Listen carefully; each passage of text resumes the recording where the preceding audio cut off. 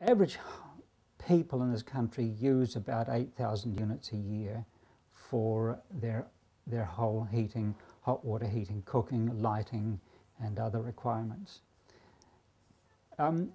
But there are many users who use a lot more than that. We, a few years ago, came across people who were using 12,000 units a year just for their hot water heating only. Now, 12,000 units a year represents about $2,500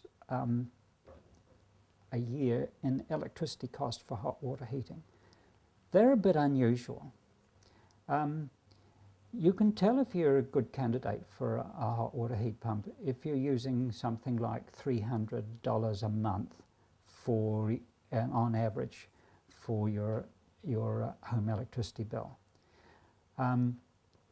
Now that would probably be people who have got a family of 2 or 3 children, and particularly as they're getting towards their teenager years, then they can use an awful lot of hot water. So people who have got regular bills in the $300 plus range would be good candidates, because perhaps 40% of that is being used for hot water, and at 20 cents a unit,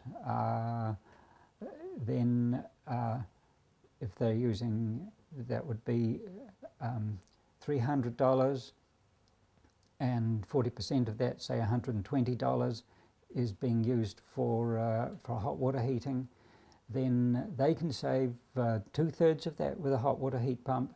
So they're talking about $80, perhaps even $90 a month they could save on 2/3 is quite modest, but if they could save $80 or $90 a month in terms of electricity by using a hot water heat pump, then that's say 90, 12, that's 100, that's